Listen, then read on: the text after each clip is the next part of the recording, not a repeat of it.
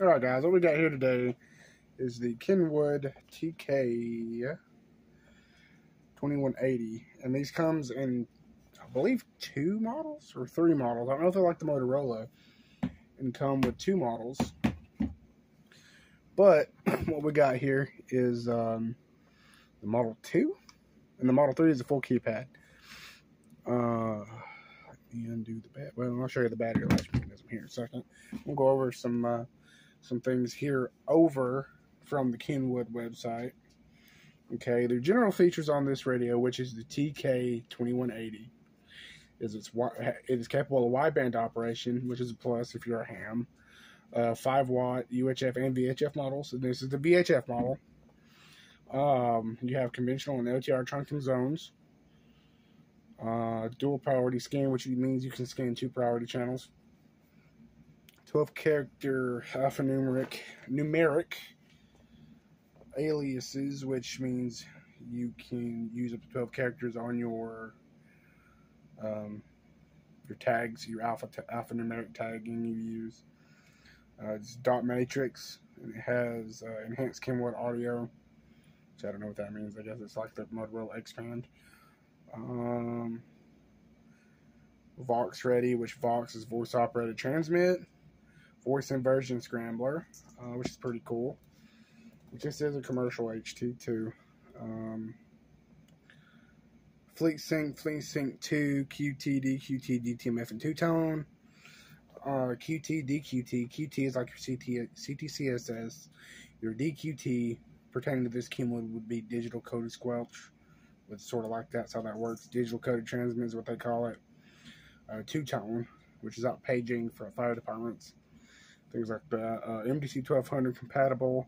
It's got to have the board in to do MDC 1200. VGS1 voice guide, storage unit option. That's the option. Easy option port, 26-pin. Mill standard 810 C, D, E, and F.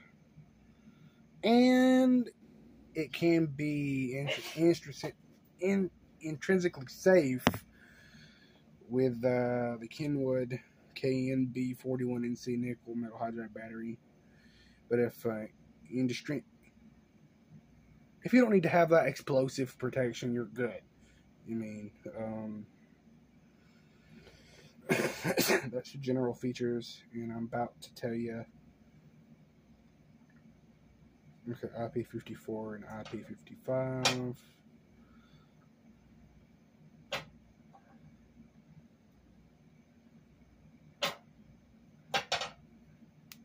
Okay.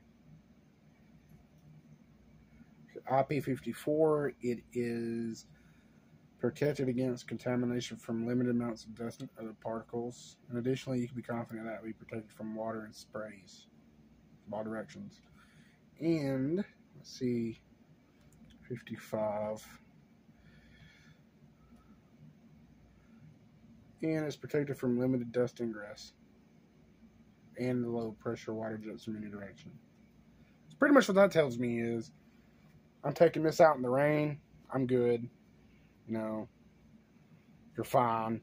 You know, don't go swimming with it. Stuff like that.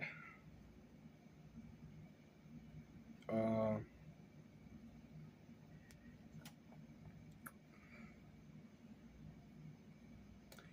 that's about it on that one. Now, time to dig into the meat and potatoes. I like how they do their dust port here. It has the screw, and you unscrew the screw, and I'll show you what that looks like too. I feel like it's a more secure method of attaching your accessory connector. A little bit more pain in the butt to get open. You have to have a screwdriver or a penny or something like that. That's what that 24-pin accessory connector looks like, and that's also where you do your programming. In this radio, we'll do USB programming. If you've ever programmed a radio in your life, you can do these. You know, Motorola's are different. You know, you have to do all sorts of junk for those. But again, this isn't a digital radio, it's analog only. And it can do narrowband too. That's a requirement for your department. Not much, I mean, way smaller than a Motorola.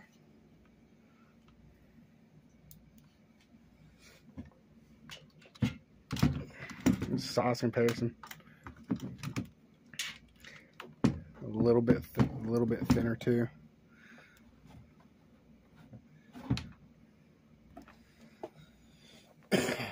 I do prefer the battery release mechanism on a Motorola. It's more simpler, but this one's not that bad. So what you're going to do is you're going to pop this forward, and that right there, you're going to press it down like this, and it rocks out of place. And a note on your battery, this is the 1900 milliamp battery. I bought this radio off eBay. It's used, so I don't know the condition of the battery. It does say Japanese cells. And it works. Holds charge for maybe 8 hours, which I haven't killed it yet. I've had it on since 5 o'clock this evening, 4 o'clock, 3 o'clock this evening. It'll work. I'd like to have extra backup power if I need it. But it works. And I believe these can do... you know what? Let me look that up too. Can't remember, and I don't want to lie to you.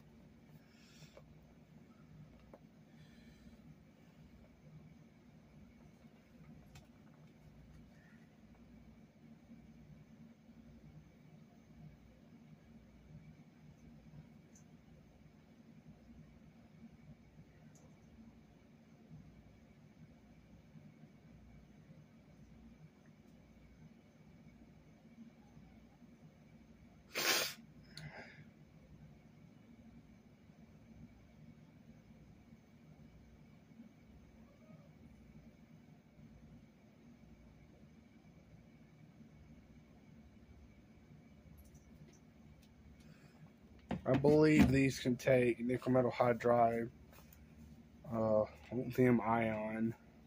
I don't know if they have nickel cadmium for these, but I know they do lithium ion, nickel metal hydride. And this one's a nickel metal hydride, I believe. Oh no, this is a lithium ion battery. Okay, I wasn't for sure about that. I thought it was a nickel metal hydride. But there's that 14.1 watt hours, 1900 milliamps an hour. Decent little battery. And if you want to Google it, let's see if I can. Oh yeah, this is the Kilo model. It's a newer model, TK2180 Kilo. I mean, if you've been around radios a while, you look at them and they start sort of all looking the same all at one point. And what you do to put it back in there, you just sort of like the Motorola XTSs. You slide it down there and you'll hear a click, and then push your little lever down and you're good to go. That's it. And that's, it depends on how you have it set. Have my first zone with just some channels in it, bullcrap channels that I use, talk on repeaters. And that's how I have mine set up. Like I said, the display, oh my god, so gorgeous. Looks good. It has the amber light. Yeah. Kenwood Kid 1 fashion, they like the ember instead of the green. And then your zone knob. At least that's how I have this one set up. I was trying to figure out how to get this to be your zone and this to be your channel, but I guess I'll just leave it. Now here is the hazardous weather outlook for north central Alabama, northeast Alabama, northwest Alabama, and southern middle Tennessee. For tonight, isolated to scattered thunderstorm activity. And that's just halfway turned up on this thing.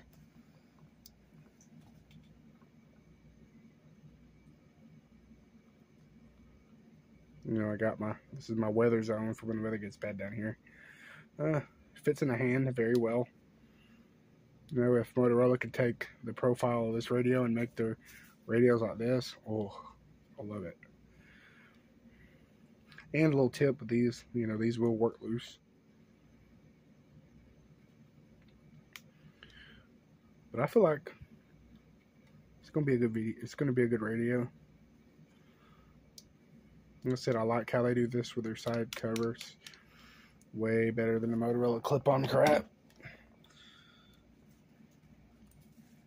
The Motorola stuff is more convenient.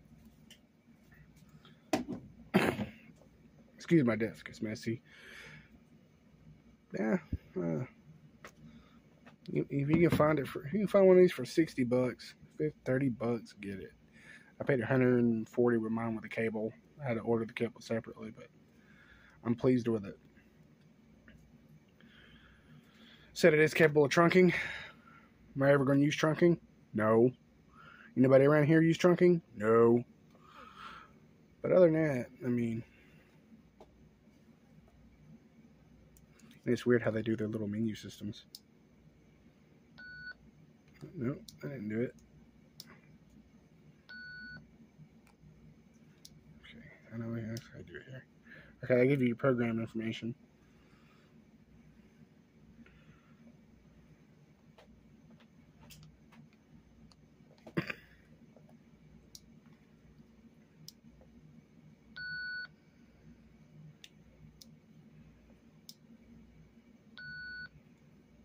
How do you do that?